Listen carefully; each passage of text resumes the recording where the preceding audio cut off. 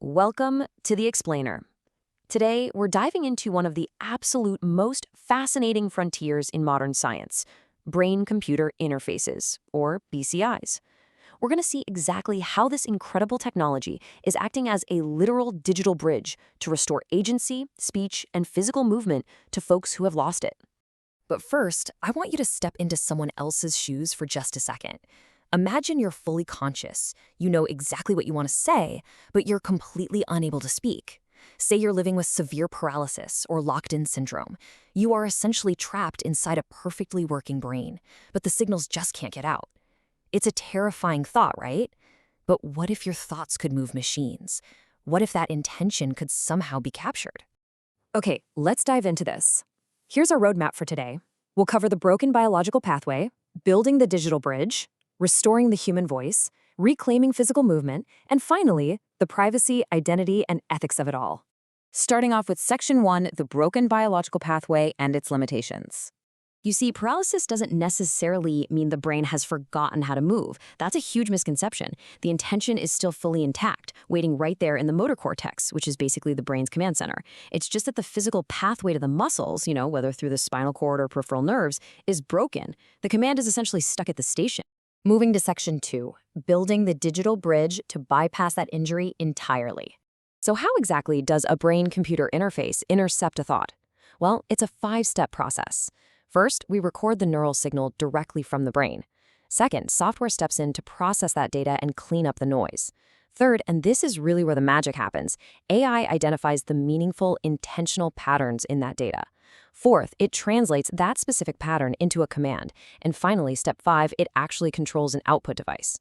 That could be moving a cursor on a screen or opening a robotic hand. It is, quite literally, a digital bypass around the physical injury. Now, how do we actually get those signals in the first place? Well, we face a pretty massive trade-off here. Invasive BCIs require actual brain surgery, placing tiny electrodes right into or onto the cortex. So obviously, the medical risk is high, but the signal resolution you get is incredibly sharp. On the flip side, we have non-invasive BCIs, like EEG caps that you just wear on your head. They're perfectly safe, but because the signal has to travel all the way through bone and skin, it's low bandwidth and kind of blurry. Simply put, closer access to the brain gives you way richer data, but it carries much greater risk. Section 3. Restoring the human voice through attempted speech decoding. 60 words per minute. Just let that number sink in. In a major 2023 breakthrough study, researchers used an implanted BCI to decode a paralyzed participant's attempted speech-to-text at this incredible speed. Now, natural conversation is a bit faster than that, sure, but this proved that rapid, open vocabulary communication directly from the brain is technically possible today. It's an absolute game changer. And this brilliantly illustrates something else too. We constantly see these flashy headlines about AI reading minds. Let's bust that myth right here, right now. Clinical BCIs rely on attempted speech. That means the user is deliberately trying to speak, sending active motor commands to their mouth and throat, and the system detects that physical effort. It is totally different from inner speech, which is just your private, silent internal monologue. Current systems are looking for your active cooperation.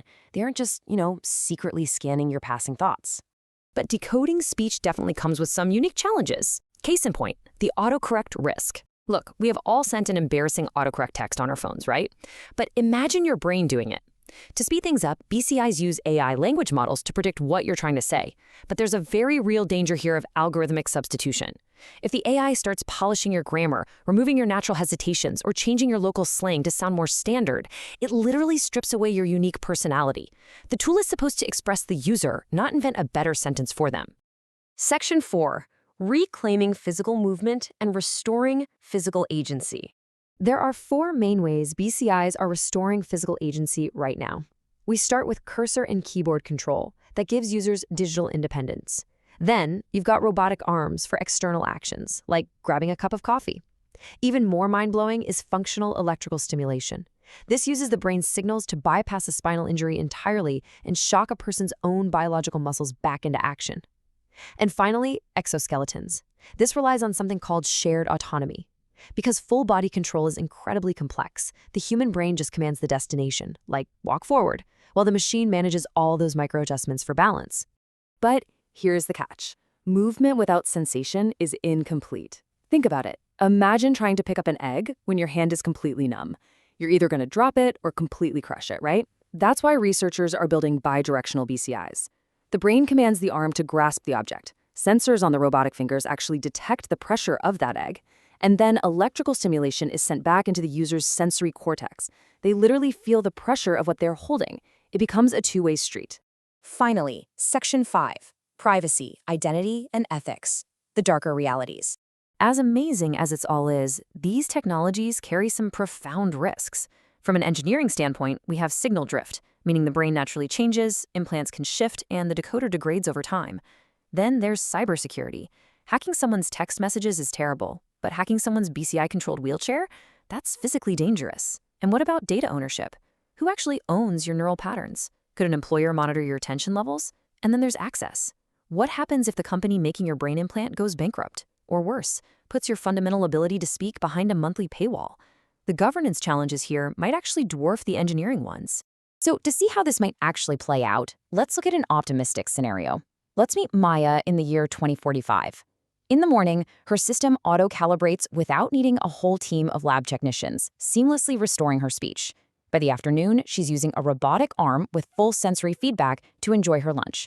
And by evening, she's conversing online with her thoughts driving a digital avatar that matches her exact intended facial expressions. It's a beautifully seamless day, totally integrated with life-changing BCI tech. But we do have to look at the alternative, darker future. This is a future that involves corporate surveillance, where employers could literally monitor your brain's attention signals during a shift. It involves neuromarketing. It involves the terrifying prospect of losing your ability to communicate just because a subscription expired. This contrasting reality highlights exactly why legal experts right now are urgently calling for neural rights, which are explicit, legally binding protections for mental privacy and cognitive liberty. I want to leave you with this really powerful realization from the source text. It says, a brain-computer interface doesn't need to understand every thought. It needs to understand one intention at the moment when the person chooses to express it. That is the true boundary being pushed here today. Not reading minds, but restoring agency. But as we continue to blur the line between the human body and digital machines, we have to ask ourselves, what does it truly mean to be independent? And where exactly does the machine end and you begin? Thanks for joining me on this explainer, and I'll catch you next time.